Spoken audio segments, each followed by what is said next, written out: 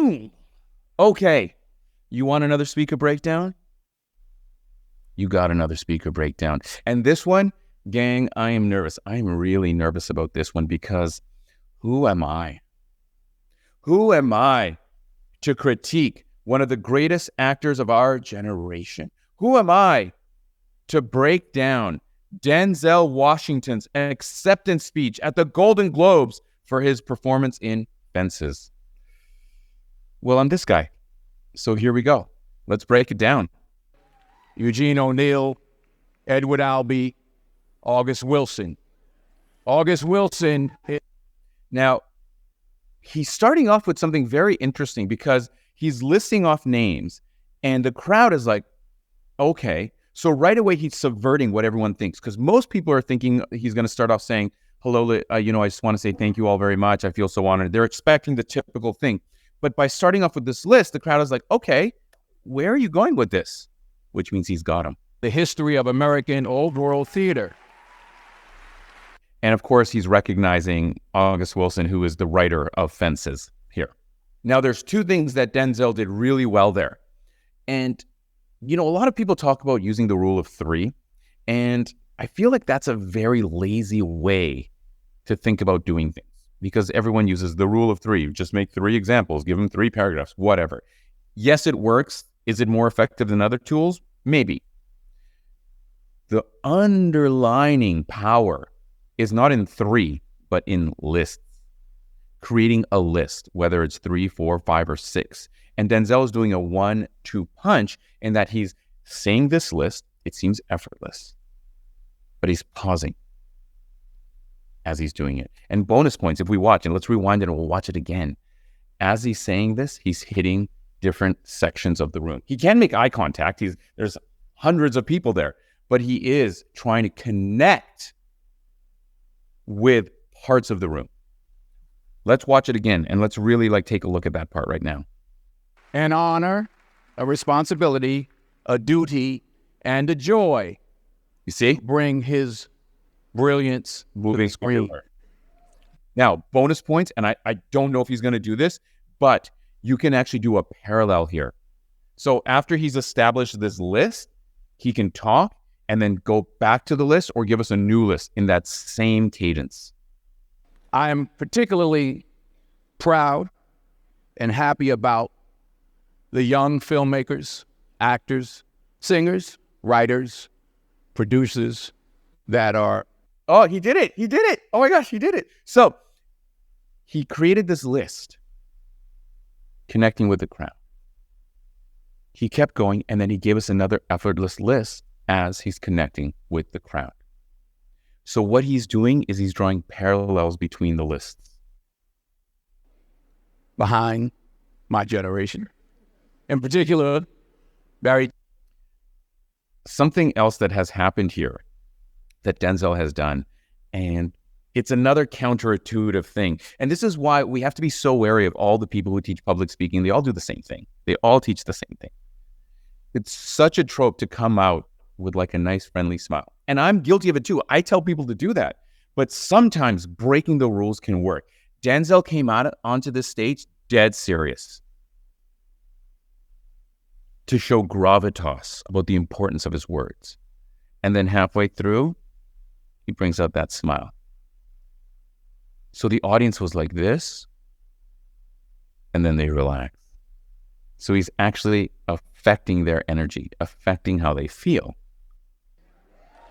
Young people understand.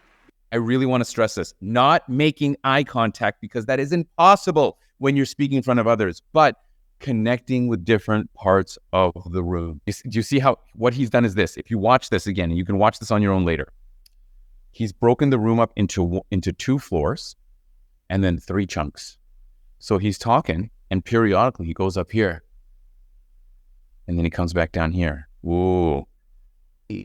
To make moonlight. So never give up. Without commitment, you'll never start. But more importantly, without consistency, you'll never finish. Whoa. This line became very famous after he said it. And there's a couple of things that I want to highlight about it. Number one, he's using that little tagline, that little phrase that summarizes the underlining meaning of what he's trying to go for. Number 2, commitment and consistency, to connect those two concepts together. You'll never finish. It's not easy. If it was easy, there'd be no Kerry Washington. Okay, I love this. And I think I know what's about to happen. God, I hope this is going to happen. There is a repetition. I call it echoing, where you say, it's not easy, it's not this, it's not that. Or you could say, it's not easy to do this, it's not easy to do this, it's not easy to do this. But, so using the same phrase as an echo to add power to your message. If it was easy, there'd be no Taraji Henson, P. Henson. Oh, another list. If it were easy, there'd be no Michael T. Williamson, no Stephen McKinley Henderson, no Russell Hornsby. If it were easy, there'd be no Denzel Washington. So, the repetition with a list. Remember, it's not about the rule of 3, blah, blah, blah. It's an effortless list. Boom, boom, boom, boom, boom, boom. Then again, boom, boom, boom, boom, boom. Then using an echo. If it was easy, there would be this person, this person, this person, this person. If it was easy, boom, boom, boom. And see how that energy, that gravitas, that power is going up. Woo! Chills. Keep working. Keep striving. Never give up. Fall down 7 times. Get up 8. Beautiful pause. Ease is a greater threat to progress than hardship. And there's something else we got to talk about here. Look, he's changing up his flow. Watch how quickly he talks and then how much he really slows down because he wants what he's saying to be important. Keep striving, never give up, fall down 7 times, get up 8. That's. Ease Slow. is a greater threat Slow. to progress Slow. than hardship. Keep moving, keep growing, keep learning. Fast again. Slow. Fast again. See you at work. Leave them suddenly. And this is actually something that is counterintuitive, but a lot of stand-up comics do. They surprise you with their ending. And so the people are like this, and then it like breaks you out of this instant attention, and right away the energy gets released. You see that? That's why comics, I think, do it a lot. It's not just shyness or like, okay, my work is done, and they're not really there for the praise. But it also when you're like this, you're like this, you're like that. Whoa. The sudden end, if you've built up the energy, releases the energy. Fantastic speech. Wow. Now, we can't all be Denzel Washington and make everything that comes out of our mouths powerful, especially because, Denzel has the privilege of having powerful words to say. Sometimes we're talking about very dry, boring subjects, but we can take things that he has done in this speech and use them to our advantage.